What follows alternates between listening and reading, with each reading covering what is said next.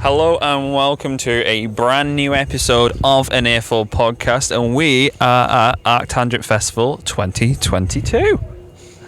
What do I say? What do you say? We didn't think about this, but we spoke to a bunch of lovely people that you're going to find out about now. If you enjoy, we have a Patreon and merch. Oh. Oh, without the hay. And merch. Look at this. Yeah. It's good. Go get it. Enjoy. Enjoy. ArcTanGent. Bye. Bye. So, hello, welcome back. We're at ArcTanGent Festival with the lovely Jo Quail. Hello. Hello. Very well, thank you. Very well.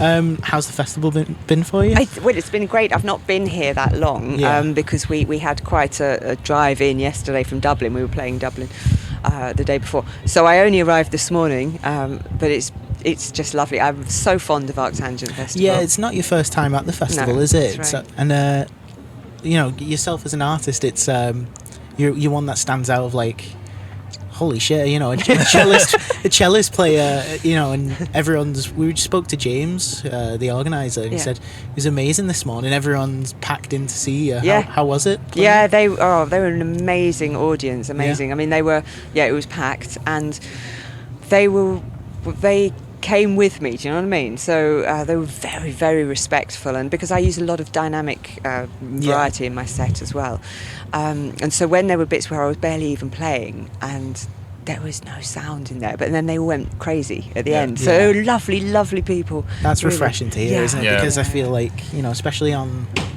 the other bands where things are compressed to hell and super loud. Yes. Coming from a composer standpoint, dynamics are super important for what you're trying to convey and get across. I think, also, I mean, things can be much heavier if something prior to that has been extremely quiet. Otherwise, Absolutely. we're just pushing a big battering ram or something. Exactly. Yeah. Absolutely. The Cartographer came out earlier this year. Yes. How's it feel that it's out, first of all? Well, it felt quite strange, actually, because it was commissioned for 2020, so I had written it, and it was ready to be premiered in 2020. And so to answer your question, it feels very, very great that it's out there and it is alive now. Yeah. But I decided not to revisit the score, not to change anything, even though we had obviously these 2 years of... And then the live performance was magical. I mean, obviously we could have done with another 20 rehearsals, but the fact is we did it, and it was very powerful. And I think it fulfilled what Roadburn were looking at, which was basically to explore the heaviness that's prevalent in classical music, or where classical meets heavy music, beyond Beethoven and Mahler. It's an interesting thing to kind of explore, isn't it? Yes, it is. It's fascinating. And am I right in saying this was commissioned from like the source being a poem? Yeah, so I wrote the poem. Well, basically, they commissioned me. They said, we want to explore, heaviness in classical music. Yeah. Off you go. And I said, great, thank you. But there must be a starting point in compositions, and sometimes it can come from a note or a sound or a thought or an image. Yeah. And in this case, I knew one of the things I wanted to explore was the intention, to see how how heaviness can be translated by the intention of the starting point. So I wrote basically like a spell.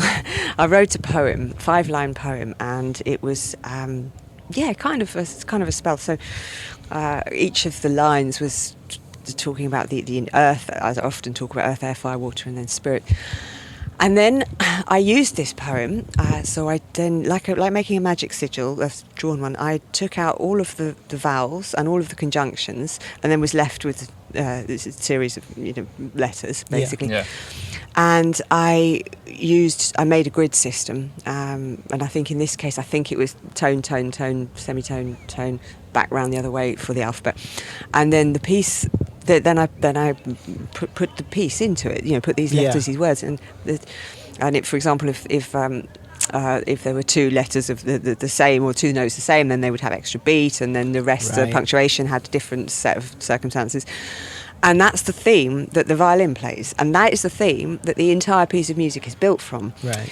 So I wanted to know whether, without the use of lyrics, in order to convey what we're talking about, or just saying, this is minor, so therefore it's, very sad, could we still make an experience that was heavy, working from this start point? Yeah, you've sort of forced yourself from the poem, like you say, and you're trying to then guide it. Yeah, exactly. Which is really nice. But also, it's kind of really easy that way because you've got then your source material. Yeah. And you don't. It's a bit like if you're going to do a sculpture, you don't want to have to kind of like create a rock face to then carve out. You preferably take a bit of granite that's already there. So the poem is like the kind of bit of granite, and then the rest of the composition, and then maybe I would reverse the phrase or take the particular intervals and work with them, but the DNA is there, and at that point you're off. Then I think So how long did that writing process take? Not that long, really. I mean, the whole thing was fleshed out in a couple of months, but then the orchestration was what took longest. So I had to. Because normally, if I'm thinking about orchestration, it's only my own pedals, my own sounds and settings. But with these, like obviously 8 trombones, how can I use them to best effect? What extra effects can they use? What happens if we put reverb through this? Blah blah blah. So all these types of things. I'm thinking about that, and then how can I want to have this great moment where Lucy, my wonderful singer, she's like the priestess. So how are we going to do that? Right. So I have to write the piano part to bring this closer, and that kind of thing. But the actual the shape of the piece was not so long. Didn't take so long. Then when it comes to getting the players that and orchestrate it for you, and they add their flair, and then that influences it as well. I gave them quite a lot of breathing space in there, so for a sort of slightly improvisational approach to things. But really, the dots on the page, they had to be pretty much what I had said, because otherwise we were like a bit rudderly. Yeah, it goes against what you've set up at the beginning, doesn't it? Yeah, it's really weird, isn't it? So you start from a very, very free concept, but then you actually have to be. It's like looping. It's like what I do. It has to be. It has to be right. There isn't a safety net otherwise. So yeah. So how do you adapt what you've recorded for your live sets? Well, is that a whole other process? It depends. So one of my albums, 5 Incantations, that was written entirely with a view to being performed live, and so the album itself is like a live, not live, but that's exactly how I play it. Yes. Working on Whereas, yes, precisely. And Exolve came the other way round. So that was an album that I wrote because I wanted to write this album, and then I had to think then about the track I played today, Forge, from that. I had to work quite a lot on pulling that up for a live performance because it was dead easy to do it in the studio, but not dead easy to pull it off live. And so it's just get a little bit of fluidity. And I think also it's quite nice. The live versions, they don't need to be like the album. No, not at all. Yeah, I think that's the joy of it. Yes, watching a band. Or I agree with you. Yeah, it's different and new. Yeah, and so it should be. And if you want like the in tune proper version, just put it on. That's why that exists. Yeah, exactly. Yeah, definitely. I think there has to be like an acknowledgement of where to separate the studio work from like the live work, and accept one as one and one as the other. I agree with you. Yeah, because you find a lot of these, as musicians progress, they'll never perform it the same way because they're not the same musician that they were. Good Freudian slip though. That they were like 10 plus years ago. Precisely. Yeah, that's it. I always think actually that the album, the recorded album, that's just the start point. And then the evolution, for me particularly, my pieces evolve. Normally what happens, they get about 30 BPM faster, because once I've got the hang of it, I'm like, all right, let's have it. But yeah, they should always be changing. They're not they're not static, are they? No. Oh, yeah. I like that way of looking at it. No. How's your recent tour with Emma Ruth Rundle? Oh, just come off, haven't you? It's amazing. Well, we're still on it actually. So we're in Manchester tomorrow, then London and Brighton. Yeah. That's where we're from. Super. That works out. That's nice. Well, we're at Stoller Hall tomorrow, which I don't know at all. I've not heard of. Apparently, it's very nice. So I can imagine it. But how's the tour been so far? Wonderful, thank you. Wonderful. It's been an absolute joy and a privilege as well, and it's a really lovely touring party. So we have a good time as well as hopefully delivering good concerts every night. Yeah, love that. So where did your personal relationship with like heavy music start then? Was it something that you've only in recent years that you've somewhat got into it more? Or is it from like childhood where you've had like them influences sitting around? Yeah, it's from childhood. I mean, I was obviously went to music school, you know, and so the classical side of it was like taken care of. But I mean, my dad, he is huge like Pink Floyd fan. So when I was little, he would always be playing like Pink Floyd, and then or the Kinks or these other types of things. I'm child of the 80s basically. So I'm a big, huge Judas Priest fan. Wasp. You know, I think 1987 was the best year ever for music. But these sounds to me are not. It's all music. So you know the fifth Bach solo cello suite is heavier than anything I've ever written in my whole life, and that's on solo acoustic cello. It's not to me about the volume. What I do have fun with is making distortions and things and programming my sounds. And then if you then couple that with the fact that it's a cello I'm playing, so when you draw the bow across the string, unlike with the guitars, which we have much more of a pure sort of signal, with me, I have the whole harmonic series of the string rings, all sorts of other funny things happen. So when you're making sounds, quite often they don't behave in the way you think they will do, and that's then where things become interesting and you know, heavy, if you like. Especially with like looping those sounds that you're playing. That influence. It's all good, and it's very deeply satisfying to play a riff. You know? I think the cello's like very versatile in like the range it has, because it'll play these like beautiful melodies that you'd expect like violins to approach, but then the low end of a cello is amazing my friend, to feel absolutely. as well. Well, that's I like my subs as well. So some of the sounds that I make will have like a sub under it as well, because I want it to be like that. Not, you know, if I play my open string and it's going to blast, just sit there and then come under as well. It's a wonderful feeling, you know. Oh, that's fantastic. I'm annoyed we didn't get here earlier. No. It was very cool. Fantastic. The subs were good today, apparently. Brilliant. I think that wraps it up for us. Lovely. Thank you so much for joining us. Pleasure. Thank you so much for chatting with me. Enjoy the rest of the festival. I will do, and you too. Go on. Welcome back to an Earful podcast. We are at ArcTanGent 2022, and we're joined by Conjurer from Conjurer. How's it going, man? Yeah, not too bad, mate. How are you? Oh, not bad. Good. Everybody good? Weather's holding out. The sun's This out. is great. Yeah. I was told it was raining all weekend, so this is really? lovely. Yeah. We had like every aspect of weather going on the way in. Oh, I as see. well. You got the whole thing. Yeah, Perfect. Full Okay. shebang from the north was like literally like Right. sun, rain. Okay. The Well, British We're like, what are we experience. doing? sunny currently, so we'll take that. We're safe. Yeah. Your new album came out beginning of July. It did. It's yes. amazing. Oh, thank you. Thank you. Love So it. good, Yeah. man. How's it feel to have it out? Fucking relief, honestly. Yeah. It was one of those points where we kind of went through all the motions with it, because we recorded it in the pandemic and then kind of had to hold on to it a little bit. But then initially, like, you're obviously excited about it. You just record. You're like, oh, it's amazing. Like, you get the mixes back. You're like, oh, I just want to tell people about it, and you can't. And then it you kind of go down with it a little bit, because you can obviously listen to it, so you kind of not get bored of it, but it's like, okay, cool, well, I'm used to it now. I know it's coming out on this day and whatnot, so you kind of sit back, and then as things start to ramp up again, and like you announce it, and then a single comes out, and all that sort of stuff, it like builds up. You're like, oh, I just want to give it to everyone.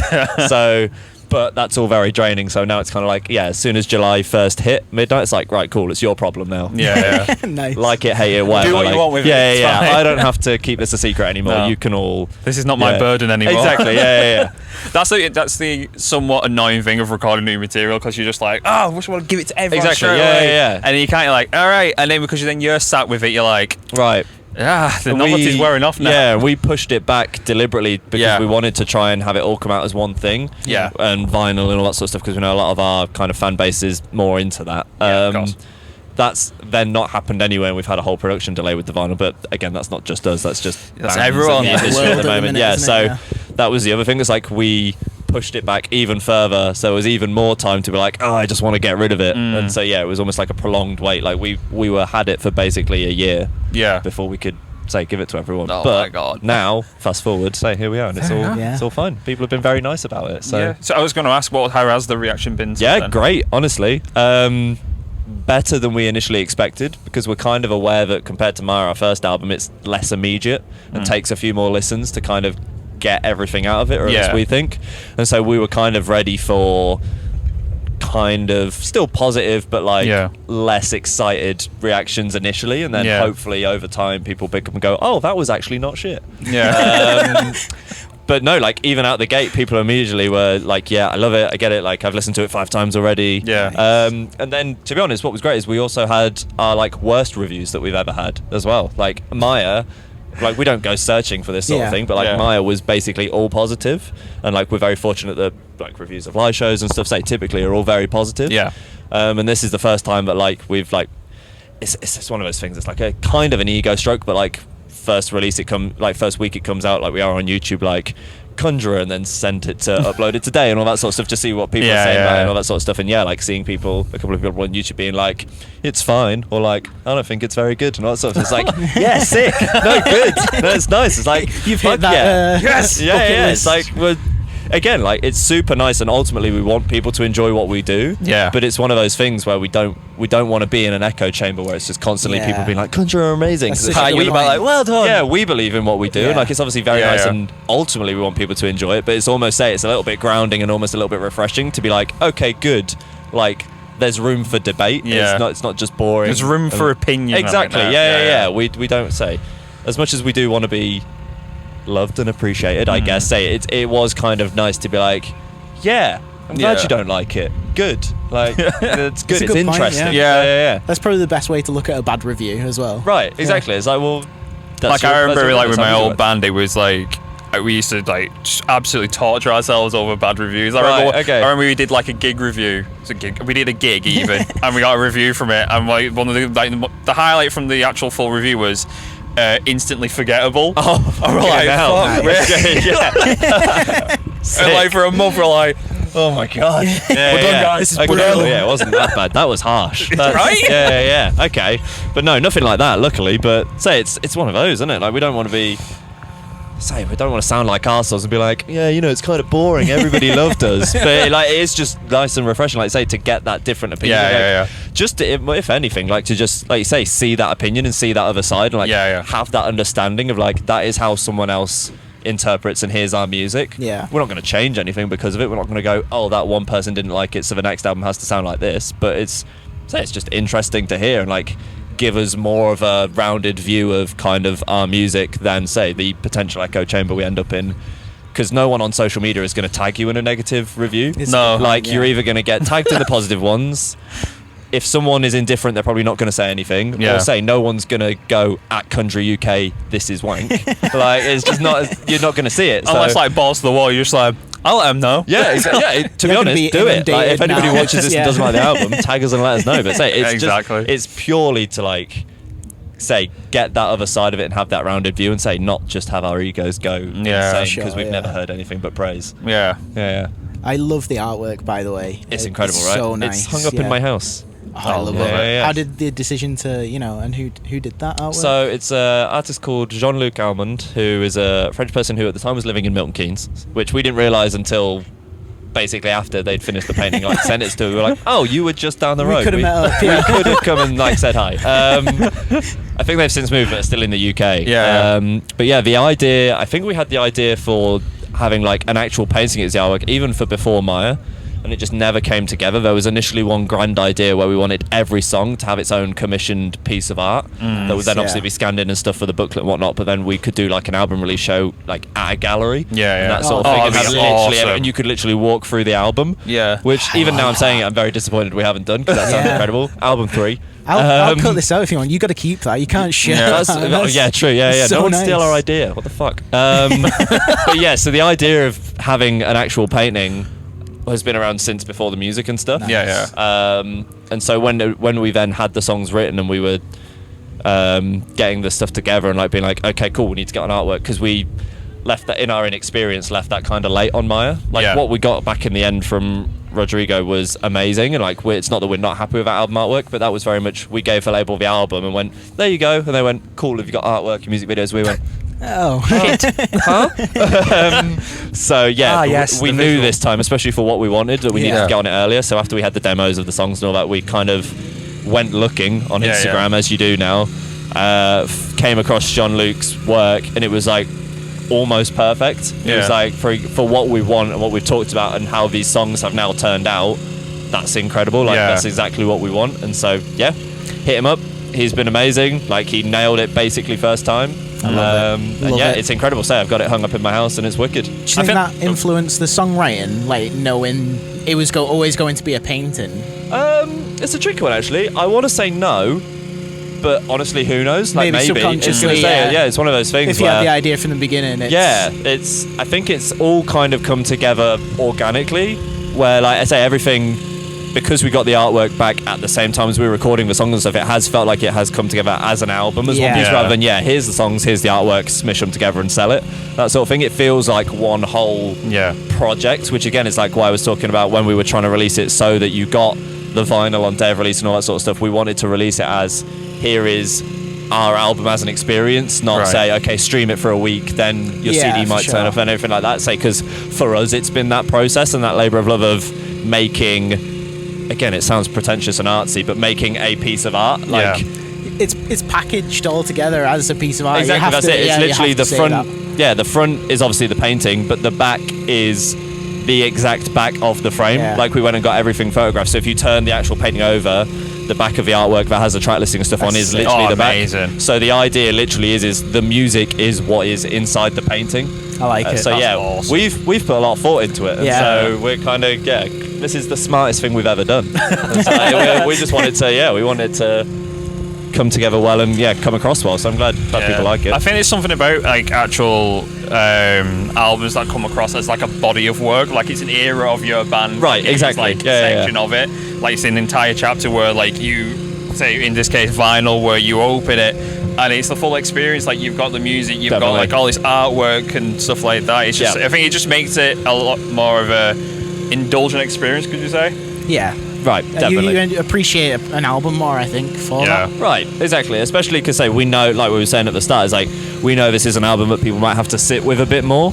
So if there's more to sit with, then hopefully that helps that process as well. Rather than if it's like, picture on a disc, chuck it in the car or whatever, or like say just listen to it on streaming or whichever it is. Like I listen to music on streaming mainly now as well, so a bit hypocritical there, but say the more we can give to say enhance that experience and boost these songs, then the better. It's accessibility at the end of the day. Right, exactly. That's it. It's just the way the world is, but And you're heading out on tour, aren't you, at the end of October? We are, yeah. First half is in Europe. Yeah, so second half of October we head out. We do the first week in Europe, and then basically October 30th to not July. Hang on, November is the month that comes after October, famously. That is, 30th of October to November 4th is the UK date. So UK Europe headline tour, which should be great. You looking forward to it? Yeah, really looking forward to it. It's nice as well that we've got ArcTanGent is our last festival, like the last thing we're doing for festival season, and we have a month and a half off. Nice. And then it's the headline tour, so it's almost like the big finish to the year that we have time to look forward to as well and build up to. So we are looking forward to it. It should be great. Is anything in the downtime, or is it like legitimately downtime? Yeah, as far as I'm aware, we don't, unless we get some mad last minute offer that we can't turn down. The idea is like, say it's one of those, we'll still be posting like content and stuff and whatnot, and like we've got a few things we want to bring out and say shipping out vinyl now it's finally arrived and all that sort of stuff. But in terms of gigs, nothing. As far as I'm aware, if there is and I don't know, then it's a surprise. This is going to be a horrible way to find out. But as far as I'm aware, no. All a month off. Say as off as it can be. Yeah. So you mentioned ArcTanGent being the last festival. Yeah. Have you played ArcTanGent before, or is this the first one? Yeah, no. Conjurer have played it 2018 and 2019. Right. I want to say, And how does it feel to be back? It's insane. This is honestly pretty much our favourite festival. Like we've been very fortunate where we played a lot of amazing ones, but this is the one where we're happy we get to play this last, because it does feel a little bit like kind of coming home almost. And like this feels like out of all the festivals we played, this one feels like the most Conjurer crowd. And so we're super excited to be here. Basically, this is going to be, in theory, all being well, unless I set shit, the best ending to festival season we could hope for. Yeah. There's quite like a homely like community about it. That's basically it. So it's like all these bigger ones like your downloads and your bus sites and whatnot are great, especially for what they are, but even just the festival site being that bit smaller, like it's nice because you're not spending your whole time walking around. You get that much more time to chill. Like you say, there's such a community here. All the bands that play here, it's like a huge friends fest for us. So it is just catching up with mates all the time. Yeah, it's such a nice place to be, essentially. And it's not raining. That was the issue last That time. was the I bonus, remember wasn't it was, I can't remember what day it was. It might have been, it was the Friday or the Saturday, but yeah, it had been just a weekend full of rain as it was in 2019. Right. And I just remember being sat under like one of the shelters in like the kind of bar food area, just basically looking at a puddle, like just angry, just like getting angry at a puddle. And I kind of had to snap myself out of it because I was like, just stop, like, just stop raining. Yeah, it's like, why? Like, how can we have this much rain? So this, glorious. Great. Yeah. Absolutely. Ideal festival weather. Yeah. Perfect. Hot, but not too hot. These last couple of weeks have been kind of oppressive, so this is a little bit it's true. cooler. Yeah, that is true. Yeah. But yeah, we should let you enjoy the sun. Absolutely. Oh no, I'm going to go sit inside now. I know. I ruined the illusion. Got it. Thank you so much, man. No, thank you so much. Go listen to Pathos. Thank you. Yeah, do that. Hello, we're at ArcTanGent Festival, and we are joined by Sam from Ithaca. Hi guys. How's it going? It's going, yeah, man. good man. Yeah, thank you so much for having me. Hey, thank you for taking the time. Great. Welcome to our Sunny humble coast. abode for the day. Come on, gazebo. Yes, this is great. I think James put this up just for us, to be No, honest. absolutely. yeah, absolutely. of course, No, of that's course, how- yeah, of course, You know, of course. we can drink. Exclusive VIP. Yeah, Oh, the mats are coming. Oh, we'll put this tent up. yeah, Yeah, the amount of mats here is just one of the mats 12 alone. mats Yeah. on site. This is just an area for mats. Yeah, exactly. Like, The just mat farmed barn. them into Yeah, one place. exactly. We are looking for a mat. yeah. I'll just go to the mat cupboard. Yeah. Congratulations on They Fear Us coming Thanks, out man. at the end of July. It came out, right? It was, yeah. How's last that week of feel? July. It feels incredible, honestly. It's like, it's very overwhelming. It's amazing. It's had an extraordinary amount of really amazing feedback and lovely, kind words. I was saying to in one of the other interviews, like, I think it's going to take a couple of weeks after we get back from Europe to just like let this all land because there have been so many. It feels like we were just sat on it for ages and the singles and that was great and people were like, oh cool, nicely nice, and then like it came out and suddenly we were kind of, I don't know if this sounds arrogant or whatever, we were kind of deluged with like lovely words, amazing reviews and opportunities, and then this today and all sorts of stuff, and it's felt like being hit by like a nice bus, like a compliment bus. The nicest type of bus. Yeah, exactly. So it's incredible and quite overwhelming. Yeah, So of yeah, course, it's mad. Yeah. What was the writing process like for that whole record? Yeah, it was fascinating because we had to do it during lockdown, which was its own like journey. But what we did basically was we had to relearn how to do everything. Basically, I had to like get much more capable with like writing digitally, all this sort of stuff. We had to get used to like us all sharing ideas. I can hear that sick Conjurer riff. That's great. We had to get more used to because I write a lot of the music, or I like bring a lot of the music to the guys, and then we do a big edit process together, which is really crucial to getting stuff finished. And then also we did like I don't know if this is boring, sorry, feel free to cut this, but we did a lot of like every 6 months we go on a writing retreat together, so we would just like go to the beach for like 4 days, which I would strongly recommend if there's like other bands who are like, if you've got people based in different, because Dom's in Manchester, Jamila's in Germany, you know what I mean, we've got bands spread around. So like to come together, have beer, sit on the beach, and then spend all day just like getting drunk and writing tunes, it really like that creative environment as well. Honestly, like the They Fear Us main riff came from like a drunken joke on one of those writing retreats where it was like we'd done something accidentally wrong on the drum programming, and then I was just like noodling about, and we was like, haha, this riff is really stupid, and then we sort of the next morning we were like, is this riff like good? Is this riff just all right? putting it out there. Is this actually like quite a good riff? And then then we built the song around that.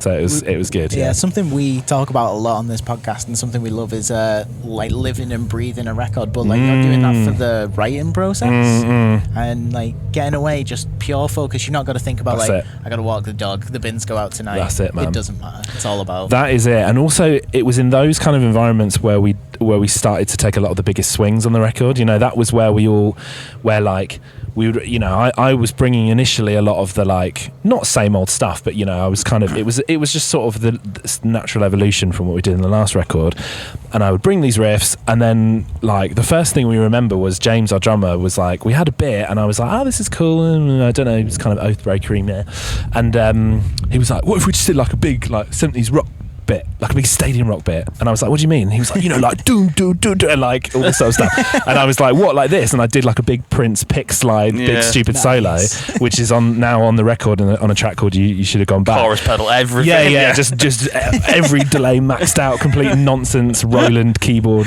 psychosis. And it was like, and we looked at each other and we were like, okay, let's take a minute. We're gonna like. And it was because he sort of fired the starting gun on a lot of the craziest stuff that gave me so much more license to do like the power ballad that finishes the record and like the horns and the keys arrangements and so much of the stuff that makes the record, we think, a bit 100%. Different and interesting and special. So in those environments, that stuff was really nurtured. That's for amazing, sure. I think in the aspect of like literally, as you said, living and breathing your project, I think your mindset completely changes from it being like, oh, I've got this for a couple of hours. For sure, and then I've got to go home. Or you've just, and I mean, I find it very difficult to write after I've just finished a day of work, you know what I mean? Because my brain is a bit frazzled, and whereas if I'm just able to just noodle, I need to just like, writing a record for me starts with just standing in front of my amp and noodling for like hours on end, just like doodly doodly doodly, like, and playing terrible stuff. I think that's important part of it though. I think, so we often write in a band we're making, and my rule is don't overthink it and keep it simple. And that's like the key things. And I think that's great. And what I would say, which is like something I really recommend to other people who are like, oh, I'm not, because it's really easy to doubt yourself early on and be like, oh, this riff isn't as good as Conjurer's straight away. It never will be. You need to like spend hours cleaning out the pipes. You know what I mean? Like our record's only 35 minutes long and it took us like 3 years to write. You know what I mean? That's because hours of crap is on the cutting room floor, gunk, real gunk, where it's like, this is so awful. Like, what am I doing? And like, and where I have to go through this thing where I feel like where I think, oh, I've got writer's block because I can't write a decent riff for like months. You know what I mean? That is part of the process. You know what I mean? You have to believe, you have to get the rubbish out of the pipes, like so, and not start that on a big like self-doubt spiral. You know? It's easy to do because it's such a love and hate relationship. When I'm awful for it, bro. It's so tempting because because being in sorry, did I interrupt you? No, go on. Being in bands in the UK, like although it is a great and incredibly rich environment, it's relatively small compared to like the States. So if you're trying to do like interesting post-rock, interesting post-metal, interesting this and that, like there's a relatively small pool of bands and it's incredibly tempting to just constantly compare yourself, right? And just be like, why is my record not as good as Roller Massey straight away? As I've said to myself a number of times. You know what I mean? Like, why is it not as good as theirs? Like, why can't I blah, blah, blah. And if you let those voices get in, you will never be able to like do the stuff that is like authentically you and authentically like what you have to say with your music, right? So that it's really critical that you like, I think, that you don't go down because I've been there, you know. So, do you have a method for that, like when you think you've got writer's block and it's just a phase of it? Do you have a method to yourself that you're like, this is going to help me get out of it? Some of it is really boring and functional, where like some of it is just playing with pedals and like, oh, you know what, the first thing I always do when I think I've got writer's block is like just abandon metal for like weeks, just not play anything heavy for weeks, literally just be like, I'm just gonna like can I swear on this? Sorry. Go for it. I'm just gonna like dick about with like neo soul chord progressions because I bloody love neo soul music anyway. But like, I'm gonna like with this record, I spent a lot more time like really trying to like be a proper guitar player because I'm not a proper guitar player at all. Like I was really trying to like learn some of the basic theory, learn proper chords and other things because it's like whatever you can do to like. It's almost like you're gifting yourself, like you're nourishing your creativity by like expanding your horizons, by trying something else and by just like going somewhere else. And that is where you'll chance upon the thing where it's like, I don't feel like anyone else in UK metal is like doing this chord progression. Like maybe we should like give that a go. You know what I mean? And it's like, so that's the first thing I do, like get away from heavy stuff, play around with pedals, play around with different settings. What's the go-to pedal? Out of interest. I'm not a crazy, having said that, I'm not a crazy pedal guy, but I've just got like I've blanked on the name of the bloody company now. My main two pedals are a TC Flashback and what the hell is my reverb pedal called? Sorry, no, it's got lots of different settings, including like Strymon.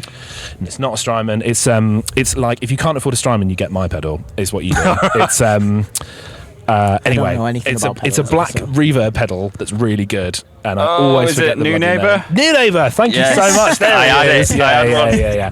There you go. It's New Neighbour, which I absolutely love both of those pedals, and like all my board is built around those two basically, because they're just like great solo setting pedals, and just like knobbing about with them, creating ambient swells, and also like pick up stuff, and I mean, like making the guitar really spanky, like learning tunes that have nothing to do with metal, learning like doing scales and chord progressions of prog and like that kind of thing. That's nice. And like I got really into like Derek Trucks on this album cycle, and like Alan Holdsworth, and all the stuff that like when you're in your 30s I think you're obligated, if you play guitar and you're in your 30s you have to get into those guys, and like so yeah, stuff like that. And also the main thing really is just sitting down and being like, what do I feel like I like that no one else is really doing here, which is really where the power ballad track at Hold Be Held came from, where I was like, I feel like we could give this a go and pull it off because no one else is doing this, you know what I mean? And that makes sense because it stands out, doesn't it? And then like it's such a nice, when it comes up, it's so nice to hear. For sure. And it feels like me, you know what I mean? It feels authentic because I love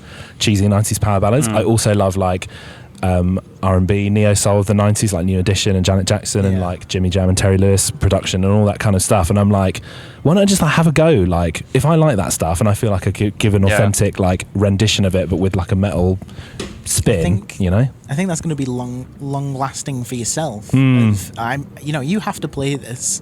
Yeah, right.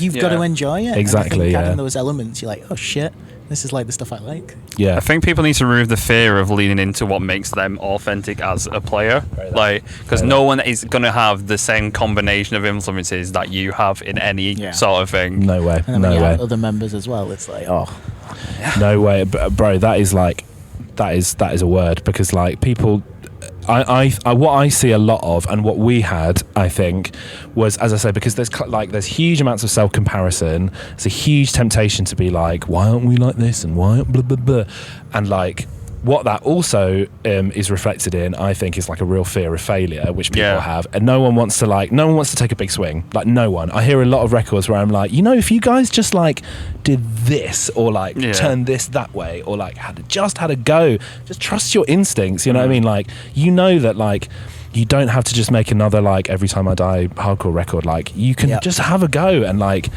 if you like Genesis, or if you like whatever Michael Jackson or whatever it is, like just try. Just think about what makes that cool, and just have a go.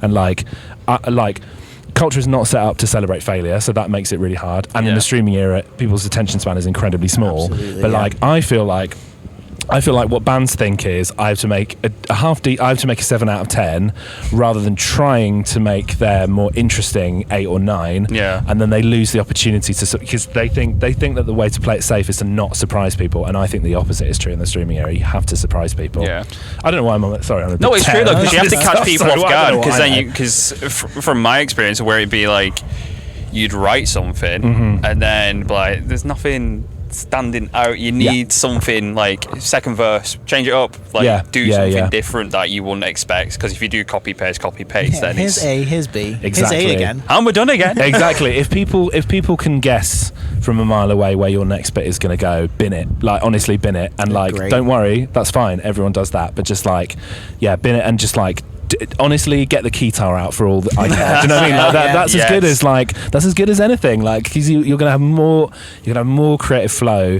dicking about on a synth, or like with a theremin, than you are just writing another bloody and like Every Time I Die, one of my favorite bands. I'm not talking about it's just like it's very easy, but it's across all genres, isn't it? It's easy to be influenced by that exactly, and be like, right, well that's what's popular, so we'll have a go at doing that. And it's like, no, you're all like, a lot of the time I see guitarists and I'm like, you're so much better in the guitar than me. You are so much better. Like, if you just like played like how I know you can play, your band would be so much bigger. Like, people would love your band because you're so sick. And drummers as well. I see drummers who are just like insane, and I'm like, if you just lent into that a bit more. Anyway. But people are murdered for, I'm going to carry this on. People are murdered for going like, that's working right now. This band is working. It's going well. Like it's like when fucking 1975 came around, and then every band was like the 1975 because they just wanted that polished, clean production and jangly shit. Oh yeah, of course. The incentive structure of even in our very small world, like the incentive structure is entirely around like, it does make a lot more sense to have the same kind of gradual kind of like incline towards architect sound that a lot of people are doing. You know, that makes financial sense. It can, if you're good with your algorithm, it can help you get on Spotify playlists and stuff. Not always, I don't, you know, but like, I'm not throwing shade. It's just like the incentive structure is all built around, like, as it always has been. People think this is a product of streaming era. It isn't. Incentives have always been towards boring and homogenous. Like the challenge for people who want to do stuff is it often takes a lot more time, effort, money and energy to do the interesting stuff, and that's what makes it, I think, hard. And then also, as we said, this foundation of like backing yourself and having a bit of guts and being like, no, we're going to give this a crack, you know. And sometimes it just like completely falls on deaf ears. I do see bands where I'm like, these guys are the band, and like people are just like, yeah, and it's like, no, you don't get it. They're so good, like, you know. But listen again. Yeah, you just play again. But you know, it's also like, sometimes people have to be ready for it and that kind of thing. So yeah. So with your songs and writing retreats, did you then take that to Lewis Johns, who produced the record? Yeah, we did. Oh man, you know what? I mean, that's the key thing, really. Like, I cannot speak highly enough. For any band who's watching, or anyone who's in the UK scene or whatever, like, I cannot speak highly enough of the experience of working with Lewis, because like what we brought to him was like a 7.5, 8 out of 10 record that he then turned into like a complete package. You know, I'm so sorry to spat on you guys. Yeah, he was instrumental in turning, like, in making it what it is. You know what I mean? Like, so many of the choices and so many of the creative suggestions. We did a lot of that great creative brainstorming with him in the studio. You know, there were certain moments in a couple of songs I remember vividly where we were like, what is this really? Like, what is this? What are we doing? And it was like, he would just be like, what if you go here and go duh? And we were like, finally, like, you fixed it. Like, this song finally is a song. Having that outside perspective on it just completes it. I think some bands as well, they have a producer, but then like they don't like the involvement on the song. Exactly. Like, don't touch it. But I think having, like you say, that outside perspective and be like, let's mess this up a little. Yes. And let's see what we can make. Totally. Lewis is a big, like, one of the reasons why I wanted to go with him is because I know Lewis is a big believer in the idea of like producer and engineer are his job. You know, it's not just that he like turns the dials, you know what I mean? He wants to help produce the record with you, you know, like, he wants to be able to like bring the fact that he's so musically gifted, and he wants to be able to bring that to make the thing with you, you know. And there's loads of like keys parts, horn arrangements, you know. Some of that stuff was us, and some of that stuff was friends of mine who I recruited to be part of it. Nice. But like a lot of it was, there were some key moments that Lewis was just like, what if you just like, he would like, one moment I remember that I've talked about in other interviews is like, for the track Fluorescent, there's a kind of picky guitar lead, and I was like, Lewis, I want Van Halen. And he was like, give me a minute. And he just swiveled his chair around, turned some dials, and was like, give it a go. And I was like, go, and I was like, oh my God, he did it. He literally just magicked it out of nowhere. So yeah, it's having someone like that is incredible. Yeah, I love it. I think it's, like I said, super important. Yeah, absolutely. Let's talk about your music videos, because they are wild. Thanks, man. Like, I agree. Yeah, this shot so well. Thanks, man. What was Credit the process? Shout out Paul Kirk, our video director. Sorry, dude. It's all right, man. So what was the credit? You know, that's right. God. So what was the process with them? Was that, did you have like a loose idea of what you were going to do, or was it like you just kind of went, here's a song, work it out? What it is, so we put a lot and time and thought into the aesthetic of the whole record. You know, the cover art, the look, the brand. You know, as you saw, what we wear on stage, all that stuff. We take that very seriously, because again, this is part of our my tirade earlier about, like, you know, like, you got to stand out, you got to surprise people, and this thing that we're doing, this brand, this thing is like what we're trying to communicate to people with the cover art, with the look. It's like, well, there's a lot of things, and I won't bore you with the whole thing, but like, fundamentally, it's like divine feminine power. That's what Jamila's representing, like the regal motif or whatever, you know, like, she's always wearing crowns, she's on thrones and that kind of thing, she's very kind of dressed up. And that, because, you know, so much of what we're talking about when we say they fear us, really is what a lot of the time, to be brutally honest, is like toxic male power. You know, that's at the root of a lot of the trauma that all of us have been through that we come to the record with. And so it's like this record is standing in defiance of that. And then in the background, we got all of us who are kind of like this brick wall, right? And we're all there as kind of Jamila's bodyguards, effectively. You know, like, we're there to support and like uplift that divine feminine power. And as you can see on the record, we're holding hands, we're like together, there is intimacy there, which we as we're all cis men, but we're all like, all of us are really passionate about the idea that like you don't have to be like, the lane of masculinity should be expanding, right? I think that's something everyone's starting to agree with, is that like it's time to start breaking out of those traditional molds and those traditional ideas. And crucially, we as men rob ourselves of intimacy, right? We cheat ourselves out of even being able to like hug each other. We can't even bloody hug each other, and without it being like, you know. So like we're trying to like we're trying to bring that in. Sorry, this is so long-winded. Cut whatever you like. No, it's worth talking about. So there's these roots and other and values and the influence of like, you know, queer art and fashion and like art house movies that you know, because that was what I was doing a lot during the pandemic, was watching a lot of movies and trying to be like, I'm not a proper film buff, but there's a lot of movies that I really love where I'm like, what do I capture about this? Just as with like, what do I take from Prince and put in our record musically? What do I take from The Colour of Pomegranates or The Passion of Joan of Arc or Metropolis or something? Like, what do I take from there that no one could identifiably say is Metropolis, but is like this one cool thing that's I think is really sick that we put in. So that was all going into the first video, into the They Fear Us video. Then we just worked with Paul, our director, Paul Cook. Please book him, he's amazing. Paul is incredible because he works for like National Geographic, and like he's a friend of Dom, our bass players, and he basically just, you know, does these videos like a reduced rate as a favour to us, basically, and like wants to get more into music videos, which is why I'm trying to kind of promote him really hard. We got together and just like brainstormed for both the videos, drew out some of the concepts. You know, the first video is like we wanted it to be in a stately home to kind of get after the like colonial, like us stood in front of all these like colonial pictures and all these kind of symbols of very traditional ancient male power, really, you know, like and privilege, and be like, we're in your space, you know what I mean, we're up in your grill, and just to be more artful, be more interesting, all that kind of stuff.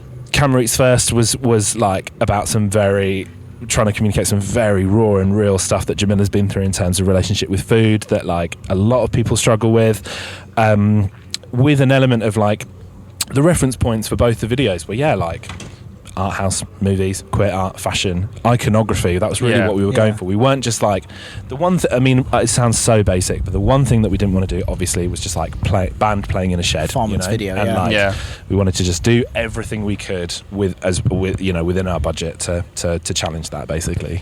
Incredible. That was the thinking. But like I think across the board, from like your own playing styles like across to like more mainstream pop, like I think another reference of like that female empowerment and stuff like that, like that most recent Halsey record, it was like all about that with Trent Reznor, and it was just incredible. So it's great to see that becoming more like a reoccurring theme. I mean, it's everywhere. Like that's the thing, like last Billie Eilish record, last like what's the I mean, like this Charlie XCX, there are so many artists out there who we feel are like who are bringing this to life in other scenes and in other own, but even like Megan Thee Stallion or someone, you know what I mean, like like this feels like the direction of travel, and we feel like, if it's not incredibly arrogant, we feel like it's kind of one of our main jobs as a band is just to be like, here we go, like we're going to do this, but take that and bring it to UK heavy music where people have felt either too scared or like there's just not been the representation to be able to talk about these things and to be able to have these bigger conversations and, you know, bring in these other themes, which, going back to this thing I've been banging on about the whole time, which is like when we talk about diversity, right, people just think it's like some council box ticking form thing, but it's like, no. If you have better representation in your music, yes, that's an innate good, because it's good to have like different looking people, but also the health of your scene will be better. You know what I mean? 100%. Your music will improve. The creative environment becomes more thriving. And look what's happening at this festival. Look at that. That is a result of increased representation. So absolutely. That's why we're always banging on about it. It's important. That's why you should be banging on about it. Yeah, absolutely. Yeah. How has your experience at ArcTanGent been, talking about the festival? Whoa, yeah, it was incredible, man. Honestly, like, I'm still processing it. Like, it was extraordinary. I think to see that many people in there, to have the response we had today was really, really remarkable. It was another one of those things of like, milestones that we've been clocking up over the last couple of weeks since the album came out. You know, like selling out the London show and whatever else, and you know, great reviews and things like that. It was another one of those unforgettable moments of this album cycle. It was incredible. People were so nice. I mean, they always are here, obviously, but yeah, it was awesome. Really awesome. So what's next then? What's next on the... Yeah, what is next? So we're off to Europe this Friday for a week, with an amazing band called Respire, who, if you've never listened to, are brilliant, really, really amazing, sort of post-rock, post-metal band from Canada, who are really lovely people. We finally met them for the first time today, which is cool, because they played on the PX3 just before we did. Going to Europe, very excited about that. That should be really good. And then, we've got a couple of festival bookings that have just come in for next year, which we're really excited about, and festival season next summer, basically. I think that's the main thing. Let's go. Let's go, man. It's good. We're excited. But I think that absolutely wraps it up for us. Thanks, guys. It's been a pleasure. Thank you so much for coming on, man. Thanks, man. Cheers. Bye. Alright, welcome back to an Earful podcast. We're at ArcTanGent 2022 and we're joined by the guys from Devil Sold His Soul. How's it going, guys? Yeah, great. Good, thank you. Yeah, sore, tired. Played the gig, so we're old. We're not spring chickens anymore. So, it was really good. I really enjoyed the show, so great to be back here. Yeah? Yeah, really. So how was the reaction jumping into it then? Yeah, it's good. Yeah, like really good. Like, I think the fans here in general, like the goers of the festival, like they're just embracing all sorts of music. I think that's one of the things. Everyone's on the same page, but they're open to anything. And so even if there's someone's come here for prog, or come here for like some of the heavier metal stuff, they'll listen to anything. Yeah. But we also had some core fans singing along, which is a nice mix of people. That's what you want to see. Yeah, exactly. Yeah. So is this your first ArcTanGent? Third time. Third time. Yeah. Nice. Yeah. So you're familiar with the grounds? Well, no, not this year because it's very different. So we hit first year and we were here the fifth year. So it's been a little while and it's completely changed. Like where we're sat now is where kind of the whole site was before. Now it's all been pretty much hauled over there. Yeah, but it's good. It's further away for us to get there, but in terms of actually like getting around the site is way better. It's awesome. Way better for the fans because all of the actual tents are so close together. Now. It's way better. Yeah, it's crazy. Like it's nice to see like you see someone's set end and then not just like a handful of fans. Everyone's like, there's a band starting over here. Money's worth. Absolutely, I love it. But it's crazy because there's not really much like sound carry between tents. I guess the tents are loud enough for it to be like. Yeah. There's not many too many quiet acts. I know AA Williams played on Thursday, and it was awesome. But it was a bit like, ooh, is there going to be some noise carryover? No, they were fucking loud as well. To be fair. Sick. Well, it's like Joe Quail played today. Yeah. It was like all orchestral stuff first thing in the morning, apparently. Amazing. Sounds awesome. Nice wake up, I know, if you're just going to wake up at a festival... You don't want to be like some insane black metal band bludgeoning yourself to up wake. That sounds pretty good. That does wake you up. Maybe not 9 a.m. or something like that. But it's nice because you got like Ithaca were on really early and it was just like... It was busy and there was a good vibe. And they're a great band. Yeah, so it's like got what they deserved, even if they were maybe a bit early, but... Nice. So your album Lost came out back in April. Yes. How's the reaction been so far? Well, it's last April. A year ago. Last April. Yeah, God. It's crazy. Well, COVID fucked us, didn't it? Yeah, we really did. So we toured the actual album in April, just gone. Right. And it's been an incredible year and a half. I think there were times probably before that we could have called it a day as a band, 100%, right. And we just to get that reignition of everything, and it meant a lot to us. And obviously, what we wrote about on the album means a hell of a lot to us. Yeah. So people have connected with it more than I think any of us were prepared for. Right. So it's been a great experience. With the dreaded C word, COVID going on, how was like the writing process and then? Well, it was quite weird in that we had almost finished the record, musically at least anyway, just before it all kind of hit. So we were about to do the last few sessions and just sort of dig in, weren't we? I think we'd written most of the vocals. Yeah. So we were kind of ready to finish it off, and it was just it meant that we had to sit on it for a while, didn't we? So maybe like But Not Forgotten and Lost were the only two that we didn't really have completely nailed down. But Yeah, it was more the actual recording of it that was really like screwed up by COVID. But all the music was recorded pretty much just up to the moment that it happened. Really? So they were in the studio at the time, and they mostly. kind of finished it, and then it kind of just scuppered us a little bit in terms of we had to wait. It was like 4 or 5 months until we were allowed to. It was a bit weird. It was kind of we had to. We weren't really sure what we wanted to do, but then there was the whole thing about how like you were allowed to work. A lot of it was perception, wasn't it? Like we didn't want people to think that we were just being like crap with the rules. Yeah. And we're not those sorts of people. We genuinely care.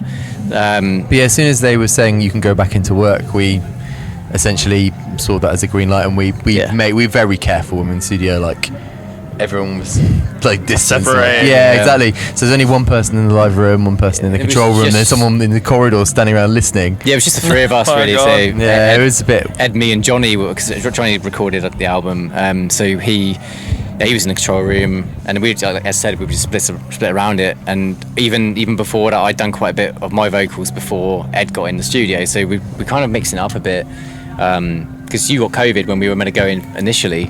Yeah, I got COVID like really early doors, like OG that March. He is the reason it arrived in this country.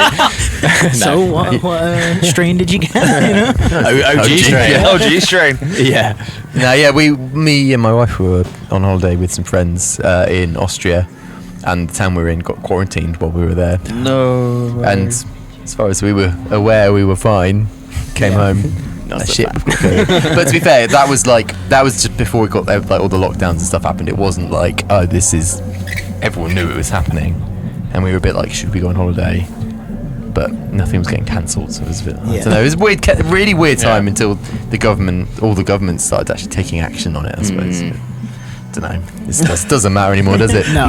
It's quite a boring story. in terms of us recording, so we didn't have a label at that point. So we were getting it done, and it was like, okay, we'll just put it out there and see who bites. We kind of, instead of like doing the thing where you try and get someone involved on the idea of what something might be, we just like, no, let's just fucking write this thing and and it's a nice package then as well. Like, we literally had everything, artwork, everything was done. Because it's not surprised they just like it or they don't they? So it's I like think it was. that ticks a lot of boxes for a label to be like, here's the package. It's all Exactly. done. So it's kind of it made it easier in some respects because they're not backing an idea that it's like this is it. Yeah. We've done it. So we were done with that around July, like mastered everything, and then obviously April next year, because you have to get into the schedules for the label, and a label as big as Nuclear Blast, you've got to get into the schedule properly. Yeah, you can't just throw it out. And then you want to. exactly. And then second wave comes for COVID, and we had to record all the music videos. So that was a tougher bit. So we had to like condense that into probably 3 weeks. We got all of the videos done.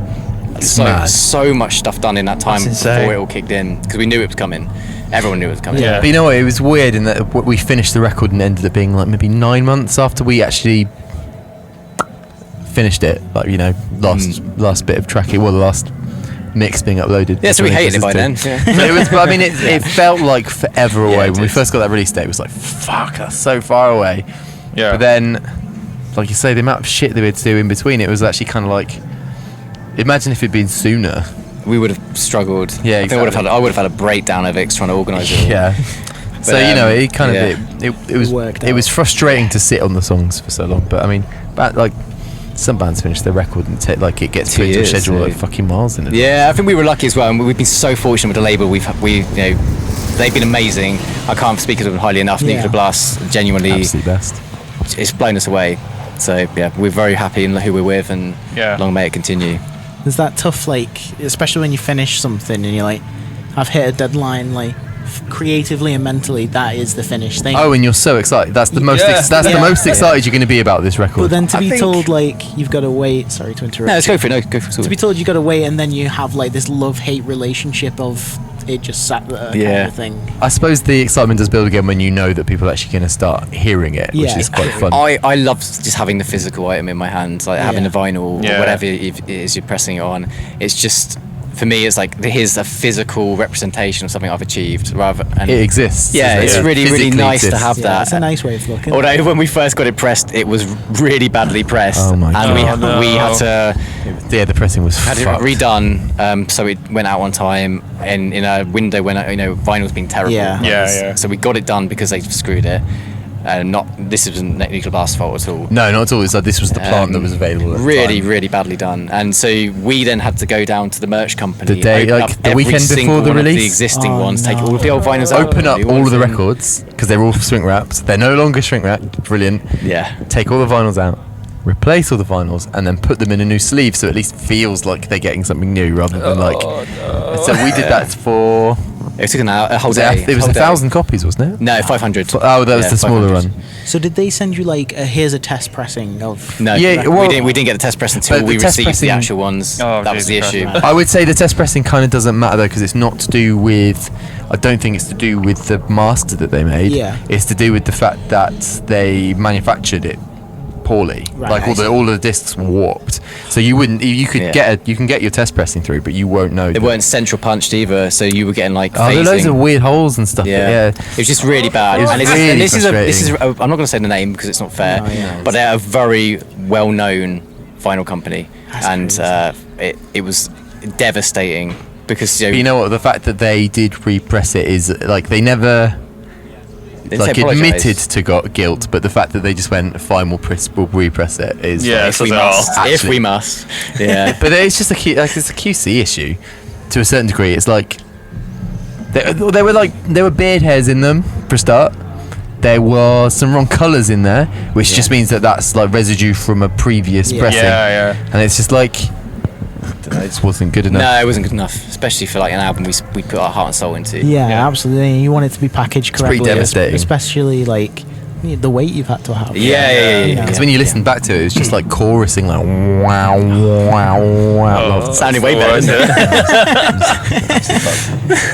Anyway, that was Yeah, sorry about that's in the that past. complete tangent. No, No, it's don't worry about it. interesting because like I don't know what goes into getting a vinyl created from an Nice, album. yeah. It was just funny that it was such a manual process. Yeah. Because as far as they were concerned, they had delivered the sleeves. Yeah. Yeah. So the gatefold existed, and it was just like they didn't They'd done obviously their want to spend side, money yeah. to redo that. Whereas it's just a shame because obviously it had a sticker on it. It was all packaged up like brand new product. Yeah. For the people who like, no one complained. So it's No. as far as I know, anyway. You got a physical product that you're happy with. Yeah, at the well, end. we're selling some of our actual vinyls Okay. here. Vinyl here today, brilliant. and Nice. giving sort of Giving the free fucked ones crap away. copies in with them as well. Like Just I've here got you go, have 500 of that. them, 500 of them under my Yeah. bed, and you've got 500 of them in your garage. They're probably worth a lot more money because they don't exist. Special They don't edition, exist. you know. See, Discogs. Special Yeah, edition, yeah, exactly. 500 copy. It's not a small run. Yeah, exactly. So how's we know we've talked about like the recording process and that. Was the reaction from fans? It was New music. amazing, honestly. It's hard to know because I guess there's a bit more singing on this album than probably previous records, and some love the first record, which is more bleak and heavier potentially, and then you've always got that. You're always worried about how it's going to get received. But it's been amazing. We've gotten loads of new fans through it, and a lot of that's down to the platform we've been given from being on Nuclear Blast. So just looking at our Spotify numbers, our followers, it's gone up probably 10,000. So it's crazy. Really, really improved. Loads of positive comments. I don't think there's been that much negativity. And Try it. I mean, yeah, I've seen some. But they're usually subjective, aren't they? It's not. It's always subjective, but it's always the bad ones that stick in your Yeah, head. of course it is. Yeah, but sorry. Who were we talking to earlier today? Connor. You don't, Connor from Conjurer. You don't want to please everyone. It's sometimes like Well, you're no, happy to because if see you do, something. you're not making a good record, are you? Yeah, exactly. Yeah. No, that is true. That is true. Yeah. That's very true. You just need to try not. You need to be a bit like It's hard hard-nosed though, isn't about it, it though. to, 'cause It's tough when we're not like the biggest extroverts or anything like that. We think a lot with thinky people. Is that Yeah. what I read? No, you know what I mean. And yeah. But yeah, it's usually when I don't know, like going off a tangent here, but like when you just read people like being mean about your voice and stuff. It's like, It gets I very- it feels can't very- help it that. feels It's very personal. Nothing Yeah. in my Can't do control. shit about that. Born with this voice. Please leave me alone. To a certain degree, I agree it's annoying, but I can't do anything about it. I like it, mate. It's all right. Yeah, thank you. One thing I definitely want to ask about is your collaborations you've done, not with musical artists, but craft brewing and okay. Yeah. fire. Yeah, it's been amazing. Like, How did those things come about? We really wanted to do it. I mean, you sorted out the hot sauce. Oh yeah, so that's our mate Luke who runs a hot sauce company. So Amazing. He just messaged me, he's like, hot sauce? And It makes sense. Question mark. It's like, yes. Yeah. And it just happened. It's really nice. Yeah, I it's love really table sauce. And then the beer side of it, I emailed Luke's here, by the way. Did you Is see he? him? Oh, he's fucked. Okay. It looks like he's been in the sun all day. Chugging hot sauce. But yeah, with He the beer only drinks hot sauce. Yes, exactly. That's all he drinks. Hot sauce is life. Yeah. It's like a Boilermaker when you just like put a beer and a shot in. It's just a shot of hot sauce and everything.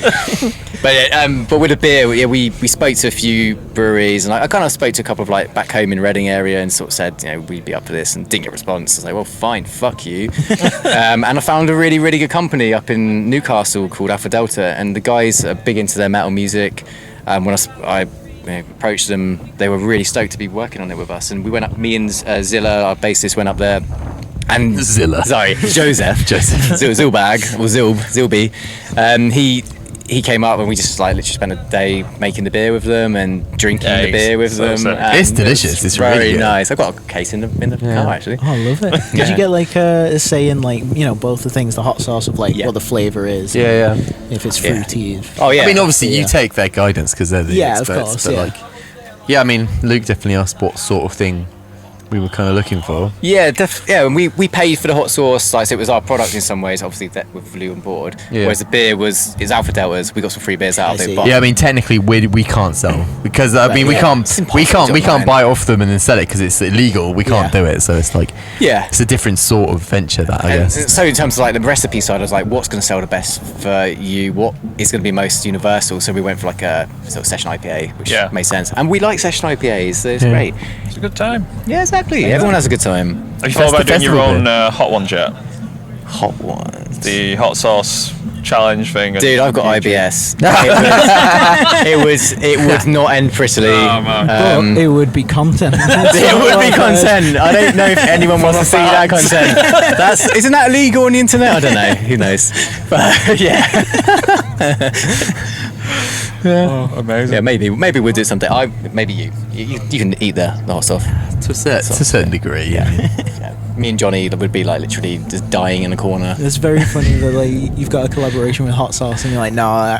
Do you know what? I have had it and it hasn't flared me up, which is it's nice, not too bad, is it? It's kind of a nice middle ground. Something ground. You can eat it. Yeah, it's definitely delicious. It's been well made. It hasn't got a load of extra crap in there, which is kind of a nice thing as well. Yeah.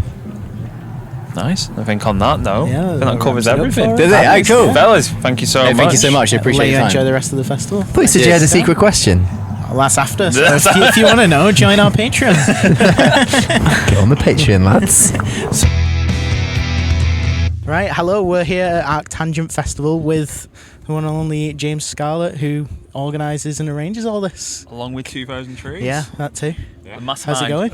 Really good, yeah. It's going great, thanks. Yeah. It's nice that the weather's perfect for right now, isn't it? Yeah, this is the first time we have ever had sunshine, basically. Nice. Really? 8 years, yeah. So everyone keeps saying you've been lucky with the weather this year, and I'm like, I don't think that's luck. You've waited it out. 8 years. I've done my time. Yeah, we were just talking to Conjurer, and they were like, "There's sun. It's a nice moment." Yeah, it's nice. It's just nice to see people sat on the ground at ArcTanGent. Like no one ever normally can sit on the ground normally. So yeah, it's good. So how's this weekend been for you so far? Yeah, amazing. I mean, I've had personally a really great time. I've watched a lot of bands. Yeah. 2,000 Trees was like a month and a half ago or whatever, and it was quite stressful because we hadn't done it for 3 years with COVID. Yeah. And yeah, this has been way smoother. It feels like we remember what our jobs are now after 3 years off, and yeah, it's gone really well. I've had a lovely time. That's good. I always think, it's festival. Now's the time for you to enjoy. How long it takes you to prep not just one but 2 festivals. How long does that take you? I mean, the whole year really. I mean, I've started booking bands for next year, probably back in like May. Wow. So you're booking like over a year in advance. Yeah. And I'll have it'll take us a week to get out of here, and then I'll have a couple of days off, and then it's basically go again. So like, while it's all fresh in your head, there's loads of stuff to debrief. Like every single little tiny detail of the festival, we'll try and work out how we can improve it. And then planning and selling tickets and all that stuff it takes another year. I mean, there's not really any downtime. The next thing you know, it's next summer and we go again. Nice. One thing that we were really impressed by, because when we did 2000 Trees, that was our first time ever there, is how like family friendly it is. Like seeing people pushing prams with the babies and stuff, which is amazing to see.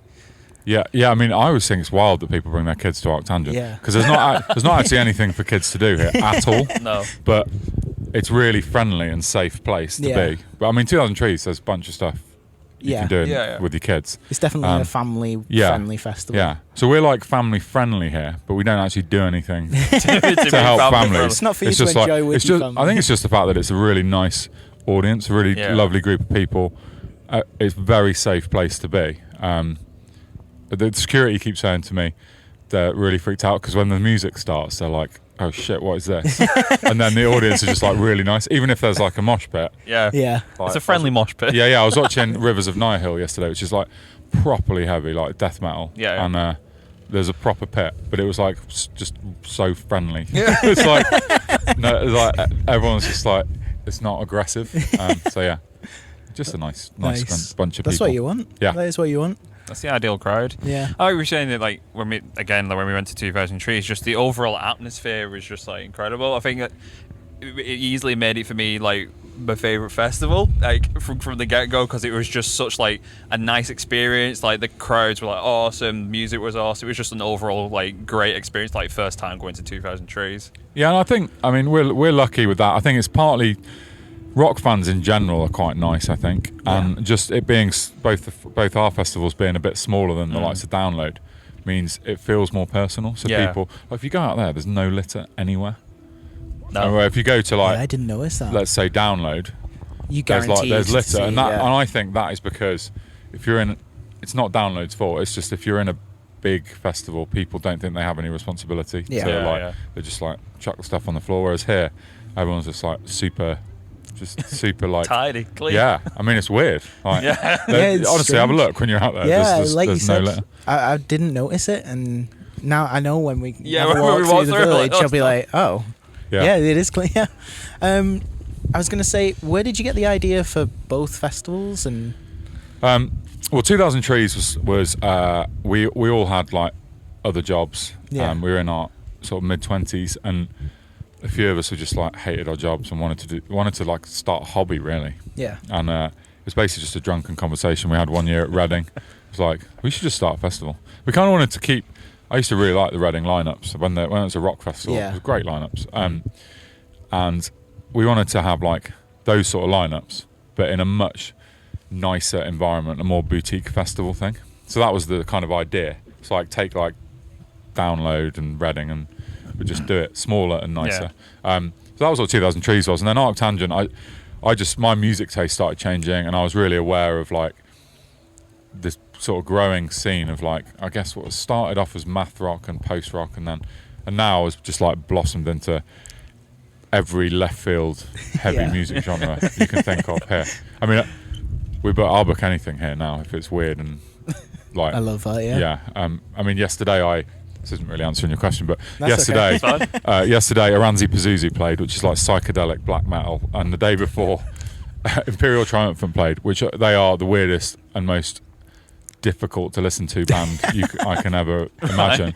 And both those sets were packed. And I was standing there watching them thinking, this is great. I basically now have like free license to book anything. So our audience, and like this morning Joe Quail played, and it's like solo cello. Solo cello, and there's like, I don't know, 4,000 people watching it. And I'm like, yes, this audience will watch anything. So to be fair, it's a nice awakening to the day. Yeah. Chilled. Hangover relaxed. with some nice cellos. Absolutely. Playing, So the idea behind ArcTanGent was just to do something that you can't get anywhere else, and is left field, and that there are a few festivals that are. I mean, I really love Roadburn in Holland. Kind of similar a little bit, but I feel like we've done something new, and particularly in the UK. There's nothing like it. Yeah, I think we were talking about this, weren't we? Like festivals in the UK very, the big, but then that's why I think 2000 Trees and ArcTanGent stand out as why we like them so much. Yeah, I think, and that's important for us to realise that going into the future, that being small is one of the main reasons people like it. Yeah, for sure. So what goes into booking the bands? So like in the sense of like 2000 Trees, is there like what goes into like deciding who your headliners are every year? Start with a list of like my main targets. Try and work out how expensive they are, and the first list of targets are probably like quite unrealistic. Right. Like you'd like Biffy Clyro to play 2000 Trees, but it's probably not affordable. Or but you got to shoot for it. Yeah, exactly. So every year you kind of go in at those, and then there's the next level down of bands, which is still be really exciting bookings. So then you go at them, and we're working within a budget. Yeah. But it's a weird industry because there's no price list. So I don't actually know how much Biffy Clyro are going to be unless the agent says to me, you need to pay this much. So it's there's a lot of chatting about it and a lot of like negotiating and working out who's free and when they can come over, and so I never you don't get your first choices. So I've made for ArcTanGent next year, I've made offers on all the headline slots. They won't all say yes. Right. Yeah. It's just, I mean, if they did, it would be like amazing. But they won't all say yes. A million yes. What is this? I don't know if this is a good question, but what would you say is the most surprising? Like, what takes up the most of the budget, other than the bands organising a festival that we wouldn't really think of? Well, I mean, people are always amazed when I tell, like 2000 Trees costs like 1.5 million to put on. ArcTanGent costs $1 million, approximately, and about a third to a half of that is bands. Right. Okay. So the bands is the big chunk, Yeah. and then the rest, the big chunk on top of that is like the production. So it's like staging, sound, lighting, power, water. I think one of the things people don't think about is that we're on a farm in the middle of nowhere. I mean, when I got here on Monday, like a week and a half ago, there was nothing here. I think I saw this on your Instagram. Yeah, just empty fields. Yeah, and you've built all this. Yeah, it was a totally empty field. Like, I put up that piece of fence behind us. I mean, we have a big crew of amazing people. Yeah. In fact, they're probably, if any of them listen to this, they'll be like, no, you didn't. We did it. I told them where to put it. But yeah, so there's nothing here. There's no electricity here. Yeah. There is no water here.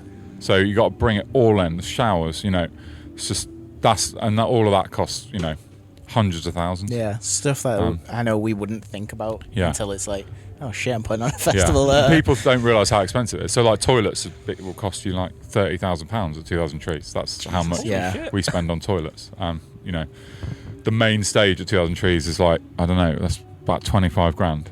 So it's just like, it's very easy to spend money. Yeah, and then you have to have a good team with you who are helping you achieve the end goal and product. Absolutely. So how did it come about with the actual overall vision for how you wanted both festivals to look? Because I feel like they both have a really distinctive aesthetic to them. Is it fair to say? I mean, are you talking about the aesthetic when you're here? Yeah. Yeah, and I think actually the farms define that largely, because 2000 Trees is much more beautiful, and like the rolling Cotswold Hills, and it's always sunny. Yeah. Whereas here is much more like stark. We're right on top of the hill, so you don't really get which is weird because there's no views. Right. If you drive like a mile that way, the view is incredible over the valley. But yes, you don't really get it up here, and if the weather's bad, it can be quite grim. So I feel like that has made the festivals different. Yeah. So we do loads of stuff at 2000 Trees to make it like nice place to be in. There's like the forest, and we'll have hammocks, and there's a kids area, and like a sand pit, and all sorts of stuff. Yeah. And ArcTanGent is basically like, how can we get the stages as close to each other as possible so people can see as many bands as they can, and like awesome. all people want to do is run between bands. Yeah. Band. You see it straight away. Like every tent is packed straight away, which is lovely to see. Because like when we turned up this morning, we were like, oh, I can't imagine like stages being that busy, like rammed, like so busy, like. Yeah. I mean, Thursday morning when still half the people aren't even here, I was a bit worried. The main stage was like thousands of people in it at 11 a.m. It's like, yes. I really love our audience. And there aren't many festivals that would be packed at 11 a.m. Yeah. Even big ones. Like, no, everyone's in bed. Everyone's hungover and they're not getting up. Yeah, absolutely. But I think that's again the beauty of these two festivals is that one, you're getting such like a niche community coming to these festivals, but also gives an opportunity for bands that typically other major festivals aren't getting the opportunity to headline, and they're headlining these festivals, and it's just a great opportunity for that as well. Yeah, absolutely. I mean, I think a lot of bands here play their biggest ever show. Like smaller bands playing on the main stage, or headline bands like Tesseract. I mean, it won't be the biggest crowd they've ever played to, but to headline a festival, I think it's probably the first time they've done it. So yeah, it's a big deal for those bands, I think, and you can see how happy they are often. It's like, it's a big milestone for bands to be able to do that, isn't it? And it ticks a huge bucket list. Yeah, and they always go, the headliners, they can, because if you're a headliner, you can make more demands about your show and stuff, and so they always love that. I mean, like Tesseract last night, they had these lasers, and it was absolutely amazing. Like, it looked amazing, and you can tell, like, there's no way that when they go and play a download on, the halfway up the second stage, there's no one giving them lasers. Because it's just like, you don't get that if you're halfway up the bill. But so they're like, yeah, we're gonna go for this. Yeah, why not? It was like when we watched Idols. Oh yeah, like the lighting at Idols at 2000 Trees. I feel like Idols for me was like such like a left field choice, but it worked so well, like combined with everyone else who was in the lineup. Yeah. I mean, they're just like, they're part of the movement that's bringing guitars back into the mainstream. Absolutely. So I'm like, because when I first got into rock music, like, I mean, oh god, I'm gonna sound old now, but in like 1991, right, like all these albums, there's like about 5 albums came out within. Like the biggest rock albums ever, like the Black Album, Metallica, Guns N' Roses, Soundgarden, Red Hot Chili Peppers, and basically all of those albums and more sold millions of copies. And it's weird to think that we're now in a place where that just doesn't happen to rock bands anymore. So when something like Idols happens, and like, I don't know, Fontaine's DC and those sort of bands, I'm like, great, that's brilliant.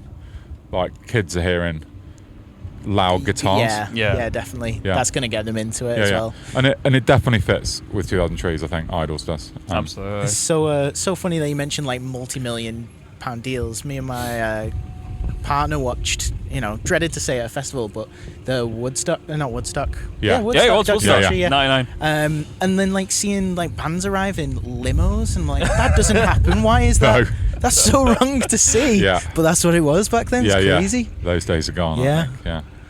But I haven't watched it. Someone told me to watch it, but wait until the festival's out. I felt bad bringing it up just now, but definitely worth a watch. Yeah, it's worth checking out.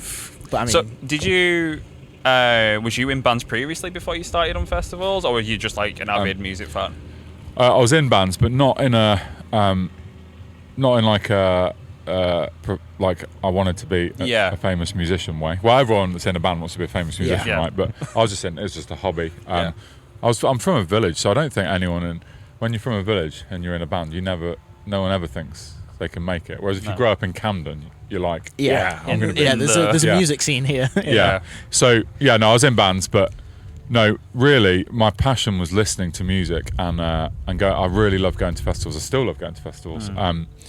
So I listen to more music than anyone I know. Basically, when they do the Spotify. I mean, I hate Spotify, but I do that. Even though I buy loads of records, but I mostly, when I'm listening, it's on Spotify. When they do the Spotify rap thing, I'm basically the winner. I love it. My minutes is higher. It really annoys my what's your my top fiance. genre? Pardon? What's your top genre? I mean, it will end with rock or metal. I don't know. Just I can't remember. Post metal probably. One of the subgenres. But I'm obsessed with music. Or new music. I don't really I don't find the time to go back and listen to old albums that I used to love. I'm always like, what's new? Do you think doing both festivals has sort of forced that new music focus regularly? Yeah, kind of. Although I'm still excited to discover new bands if they're not suitable. Yeah. There's a few bands I've been listening to this year that aren't suitable for either festival, and that's cool. It's like you can still enjoy them. Yeah. Just there was a thing on the BBC a few years ago about the something it triggers in your brain. Listening to new music, there's something like different about why that would be more different type of enjoyment to listening to stuff you already know. So I've decided that's my thing. Yeah, no, I like that. I'm very bad for like, oh, here's the albums I like. Just shuffle that playlist and I'm okay. But luckily, because of this podcast, I'm very much forced. It's mainly me going like, we're speaking to these now. Listen to it. Yeah, and I'm like, oh, this is actually good. And that's usually me listening to Daniel P. Carter going like, oh shit, this is a decent band. Who are you? But how do you, so in terms of like new bands then, what's your process for discovering them? Is it like a dreaded Spotify playlist or is it something else? No, I listen to, really like the Riot Act podcast. Nice. And they've got the same taste in music as me. Nice. So basically, if they review an album and they like it, I'm like, yeah, okay. Yeah, that's going on the list. I listen to that. I buy Metal Hammer magazine and just like comb through new albums, and then people always recommending bands to me. And if I ever get a band recommended by two different people, I'm always like, okay, that's a sign. Yeah. So just I've got like a list on my phone of just whenever someone says you got to check this out, and but although I'm saying new music, I'm also really excited when a new massive album comes out. Like, so Russian Circles released an album yesterday. I'm excited to listen to. And there's a bunch of others. I mean, God, there's a new Muse album coming out next week, I think. Oh, is there? Oh, yeah, there is. Which will either be, well, it will probably be terrible, but I'm going to listen to it. I'm going to listen to it purely because he bought Jeff Buckley's guitar and said he was going to use it on that album. Amazing. So whether he's used it for good, or he's used it for something else awful. I'd like him to play guitar more. It's all, I mean, I could go into Muse. I feel like they could be better. Yeah, hard agree. Yeah, absolutely. He's amazing, but some of the more recent stuff is questionable. But I'll be listening to it, so we'll see. Yeah, we'll find out, won't we? Yeah. How does the relationship with the farmers work for both festivals? I mean, we hire the land off them, right? So it's basically we say we'll take your farm, we'll pay you this much, and then we'll give you the farm back as we found it. Okay. Which is not strictly true, because you can't, if it's a muddy year, you can't really give it back as you found it. Yeah. And even in a dry year, so there'll be, like when these hay bales get moved after the festival, the grass under it will have gone brown. Yeah. So it's not unlike the path through the campsites will all be brown where people have walked. So you don't give it back exactly as you found it, but without any litter. Somewhat time. Yeah. Without any litter, and the grass grows back, and so I mean, they just let us come and use their land basically. Brilliant. Okay. That's cool. And both farmers are helpful. You know, if our vehicle breaks, they'll lend us a vehicle, or they'll unload a trailer of stuff with their forklift and stuff. Yeah, they're helpful with it. Yeah. Just I know festivals take a toll on the ground, don't they? Some festivals have a break because of it. But it's nice that they're that helpful with it. Yeah, I mean, I don't ever believe Glastonbury when they say they're having a fallow year to let the ground recover. I always just think he's like lying in a bed of cash, thinking I'll take a year off. Yeah, which I'm not blaming him for wanting to take a year off. That's fine. Yeah, but just own that you are taking a year off. Yeah. Brilliant. All right. So have you got, without giving anything away, have you got people in mind for the festivals next year? Or? Yeah, I mean, there's a bunch of bands already confirmed. No headliners confirmed though. 3 headliner offers out for ArcTanGent, 2 out there for 2000 Trees. Ooh, if they come off, people will go mad for it. Sick. But we'll see. I've learned not to get excited about bookings until I get an email. The nature saying of the business for yourself now, confirmed, isn't it? done, settled. Yeah. So we'll see. It's going to be good though. Oh, definitely. I'm excited. Looking forward to next year now. Yeah. Honestly, when we went 2000 Trees, we were blown away of like, a festival can be friendly, so close together, and we're all having a good time and getting on. Yeah, it's nice, isn't it? I mean, well, thanks for saying that. No problem. Pleasure, man. I loved it, But I think that wraps it up for us, so thank you so much for sitting and chatting to us. Yes, absolute pleasure. Yeah, thank you. Thank you for having us. Yeah. Thanks a lot. Cheers. Thank you. Me? You? Yeah, you go. That was ArcTanGent Festival. Thank you for listening, watching, sharing. I'm sure you shared it. If you don't know, if you watched it, there's audio. If you listen to it, there's video. Fun fact for you. And also, we put out the episode all together and then individually as well, if you like. I just want to watch this person, it's on our YouTube channel, which exists, but you should just watch the full thing because it's great. Absolutely. And if you haven't already, there is a multitude of episodes from the past 3 years at an Earful podcast on the YouTube channel, and also at an Earful podcast on all social media. I'm not going to tell you what ones because I don't know ones exist at that point. They all exist, except it doesn't matter. We've got merch and a Patreon. We asked all our guests today a bonus question. We did indeed. And if you want to hear that bonus question, it's a good question. It's all on our Patreon. And you can get discounts on merch. Link below. Go get it. But huge thank you to everyone who we spoke to today. And a massive thank you to Good as Gold and James for letting us hear Yes, again. Absolutely. And all the other PRs that we've spoken to and introduced ourselves to today. A massive shout out to you guys. Huge thanks. Enjoy whatever other podcast you listen to next. Yes. Maybe ours, maybe not. Maybe Doesn't not. matter. But hey, Enjoy catch you next time. Thank you. Okay, bye.